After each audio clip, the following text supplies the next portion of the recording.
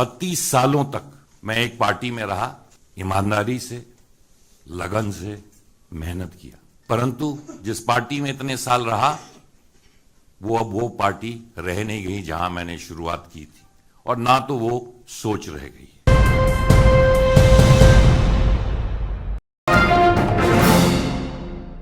सुना आपने, आरपीएन सिंह अभी जो चंद दिन पहले ही कांग्रेस पार्टी छोड़ करके बीजेपी में शामिल हुए, और जिस वक्त वो बीजेपी में शामिल हुए, शामिल होने के बाद जो उन्होंने बात कही वो भी हम आपको सुनाएंगे। लेकिन उससे पहले इस पर बात करते हैं। जिस तरह से वो ये कह रहे हैं कि पार्टी जो लोग बदलते हैं एक से दूसरी, दूसरी से तीसरी, तो उसमें देश का कोई भला नहीं होता, बल्कि वो अपने लिए पार्टी बदलते हैं, देश के भले के लिए नहीं बदलते। ये बात उन्होंने अपनी इस बाइट में कही, जो एक छोटी सी बाइट अपनी आपने सुनी। इस बाइट को लेकर सोशल मीडिया पर लोग आरपीएन सिंह का मजाक उड़ा रहे हैं, और इस पूरे मामले में कहीं ना कहीं जो भी दल बदलू नेता हैं, जो भी दल छोड़ करके दूसरे दल में गए हैं, तीसरे दल में गए हैं, उनके ऊपर सवाल खड़ा हो रहा है। और उसके साथ ही अब मैं आपको सुनाना चाहूँगा आरपीएन सिंह की वो बाइट जब उन्होंने ज्वाइन किया था, और किस तरह से उन्होंने कांग्रेस के ऊपर आरोप लगाते हुए और बीजेपी की किस तरह से तारीफ की थी, ये भी आप सुन लीजिए।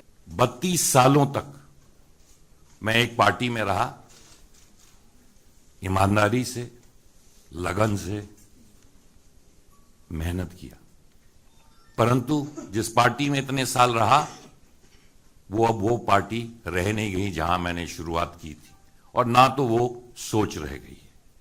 अगर देश में राष्ट्र निर्माण करना है और देश में आगे बढ़ाना है, तो मैं एक छोटे कार्यकर्ता के हैसियत से हमारे ओजस्वी प्रधानमंत्री जी के सपनों को पूरा करने के लिए जो भी प्रयास होगा अवश्य करूंगा।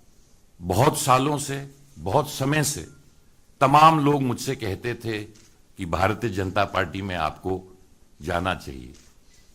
बहुत समय से सोचा, पर अंत में यही कह सकता हूं प्रधान जी, देर आए दुरुस्त आए।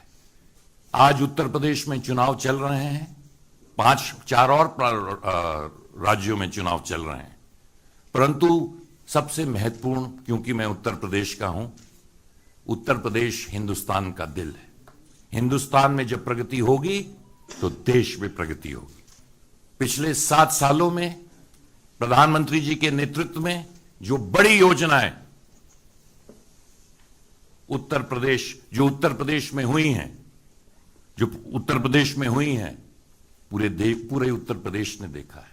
और पिछले 5 सालों में जो डबल इंजन की सरकार, योगी जी उत्तर प्रदेश में, प्रधानमंत्री जी देश में, हमारे उप मुख्यमंत्री गण संगठन ने जिस तरह की बड़ी योजनाएं और निर्माण, मुझे गर्व है कि मैं पूर्वांचल से आता हूं, और पूर्वांचल में जिन योजनाओं के बारे में प्रयास किया जाता था, जो सपनों में देखा जाता था, आज उनको हकीकत में पूर्वांचल के लोगों ने देखा है, और उसको उतारने का काम डबल इंजन की सरकार ने किया है। बहुत सालों से उत्तर प्रदेश में राजनीति कर रहा हूं, और आप उत्तर प्रदेश से सब लोग वाकिफ हैं।